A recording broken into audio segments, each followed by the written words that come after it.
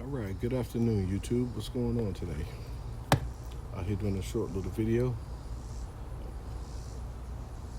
Out here doing a little short video in the garden. Let me get it squared away. There we go. Yeah, didn't want to hold you all too long, but out here today it's about 98 degrees. They said, but it feels like it's 100, and at certain times, yeah, I can feel the 100. Um, Here in Zone 7 is very muggy. The air is sometimes thick. But what I wanted to talk about today was just a little bit of work that I've done. Watered today. Stuff was looking a little sad and droopy. The peppers, especially. So I went ahead and took care of those. But wanted to talk about some of the peppers that I have growing in my yard. I like growing in pots and raised bed gardens for the simple reason is even though my raised beds aren't that high, it helps a little with the bending over. Sometimes it keeps little small critters out of the yard. And then as far as the pots, the reason why I like the pots is because of the mobility of it. I'm able to, if I have a pot in one side of the yard and I notice that it's getting attacked by a lot of bugs, I will move it to a different part of the yard. And a lot of times that works. Also too, sun plays a factor. Some areas of the yard gets more sun than the others depending on what time of day. So one of the peppers I have here today is this little guy right here. Haven't had it yet, but that's a beautiful red, so I'm assuming it's ready to go. I planted these peppers, I believe, back in February, indoors. Indoors, I have a small little greenhouse and also have a grow tent. And I believe these started off in a grow tent inside a solo cup. And then I slowly, once it started getting above 60, then I bought all my peppers outside. I like the way this pepper looks. Not sure if I like the taste or not. I haven't had it.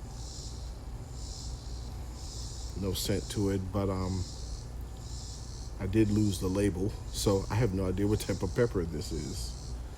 But more than likely what I'm gonna do to this is I'm gonna pick it, take out the seeds, let them dry, store them in a paper pouch, and then use them for next year. I'm also going to research to see what type of peppers these are because I'm curious. They may be the Toros, but I'm not sure. But I love the color. I'm going to take the peppers, dice them up. I usually freeze them, put them in omelets, mix them sometimes with my salmon, other types of fish, chicken, different things. So I have no idea what this little dude is called, but I'm definitely going to overwinter it. And what I mean by that is I'm going to bring it inside for the winter. And in order to do that, you have to cut off all the branches, all the leaves to the Y shape. And I believe even these have to go right here and this one.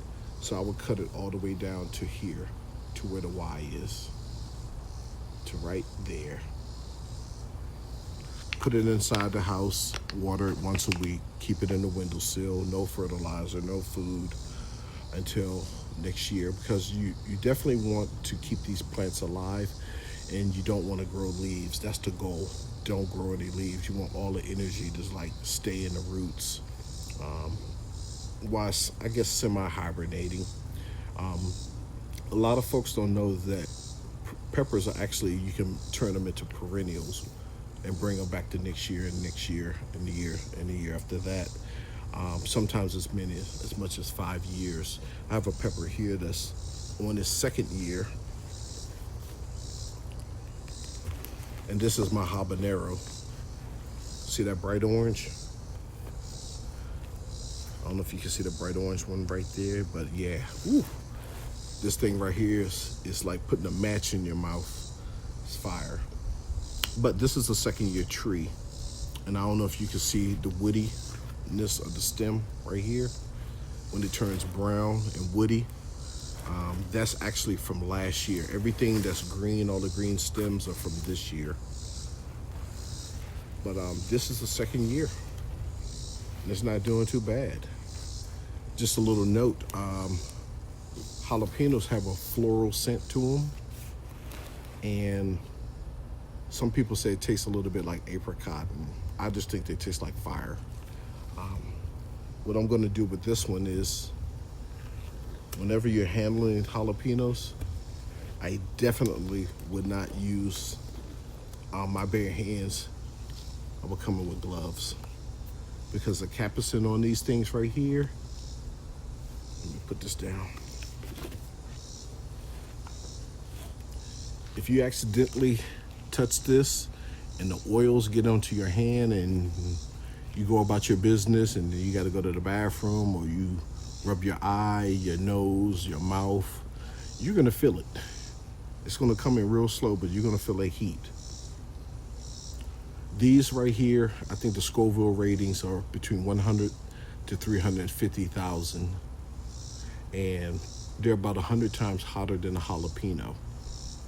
So this little guy right here, same thing. I'm going to dice it up real good, collect the seeds, and put it in the freezer along with my other ones. This is just happened to be ready today.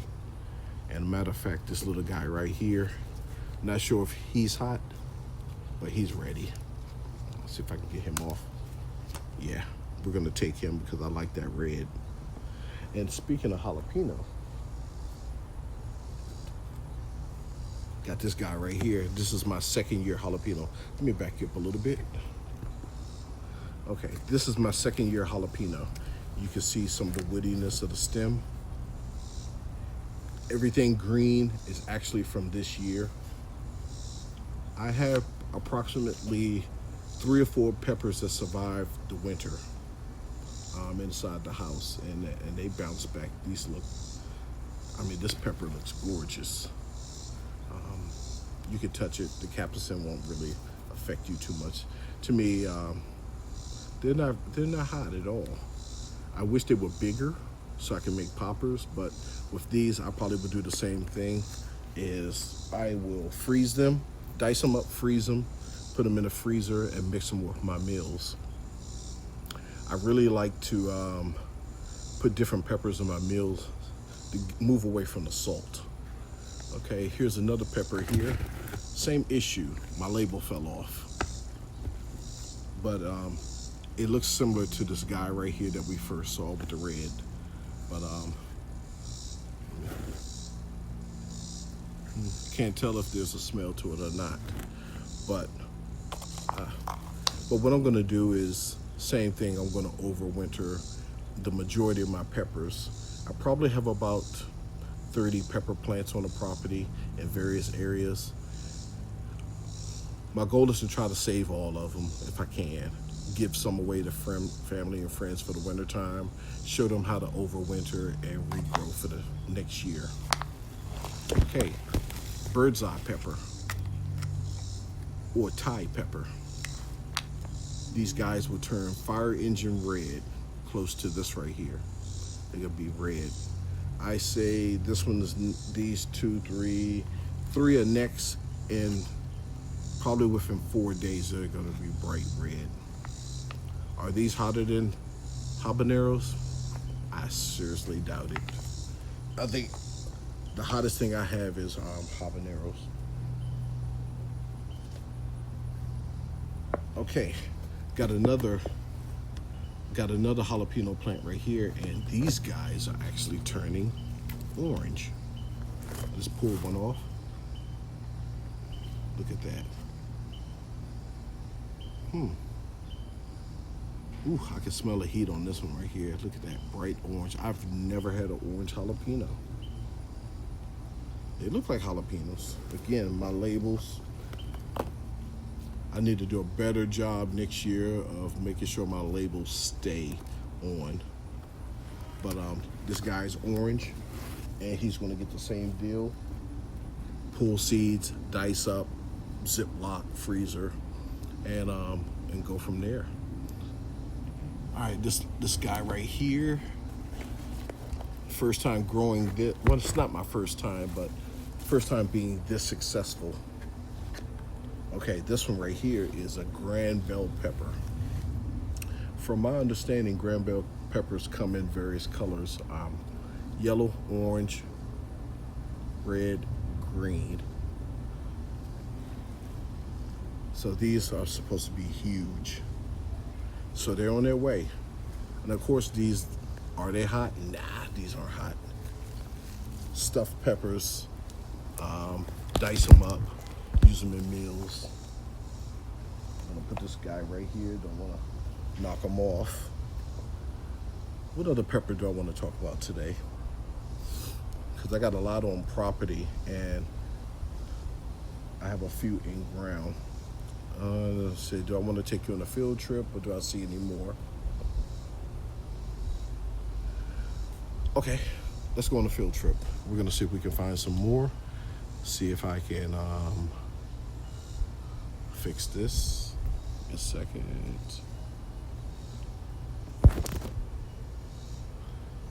Okay.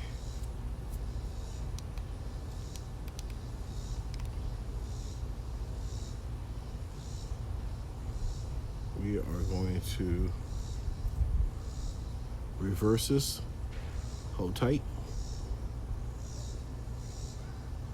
Okay. We're going on a field trip.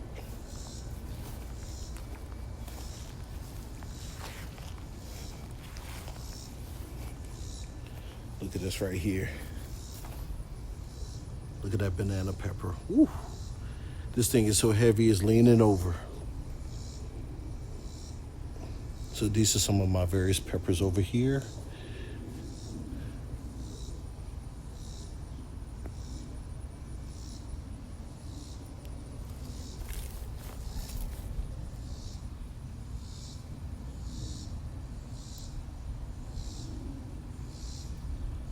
Dwarf peppers. Now these will turn bright red when they're ready, and they will get a little slightly bigger.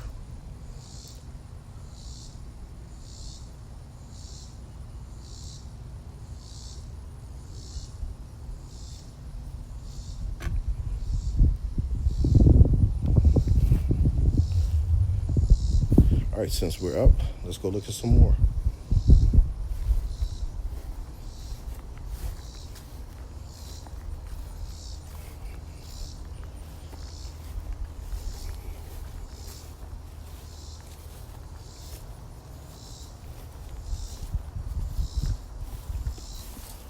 Okay, got a purple beauty right here. Got a bell pepper right here.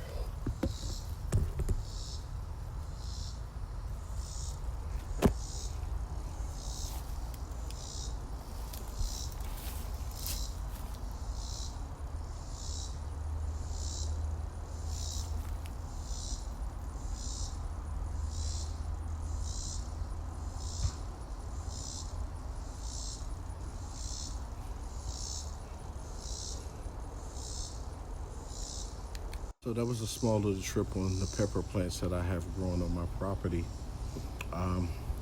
Can't wait. Can't wait to see the finished product at the end of the summer. This actually is my third year on a property and actually my best year as far as growing peppers. The first year I grew them, they did relatively well. Not as good as this year. Last year, I may have pulled 3 or 4 peppers and it wasn't good at all. But I'm real happy with this year. Next year is going to be a lot better because I'm going to really duplicate a lot of the plants, so I will have a big harvest each time I pick. So it won't be like one pepper here, one pepper there. We don't want that. We want to, I want a bushel. I want to be able to pick something like 12 peppers at one time. So that may require multiple plants. So next year what I'm going to do is I'm going to open up the yard a little bit more. I'm going to change the layout. Right now everything I said is in pots, but behind me, that area right there, here, and that area, I'm going to put a fenced in spot and probably go with some high raised beds, at least 3 feet high, because I really got decimated by squirrels and a groundhog that's on my property. I mean, squirrels, they pretty much ravaged my tomato plants. And as far as watermelon, cucumber, squash, zucchini plants, the groundhog that stays on this property demolished the leaves, which killed some of the flowers. And some of the stuff that I had that was growing got stunted and it just fell off. So I did a real bad year as far as zucchinis. So next year's gonna be better because I'm gonna use this. I know we're smarter than these animals, even though they're out here all day plotting how they can get to our food. But I'm quite sure I can engineer something that's gonna keep them out of my food. I don't mind sharing, but you can't take everything. So, signing off. Thanks for watching.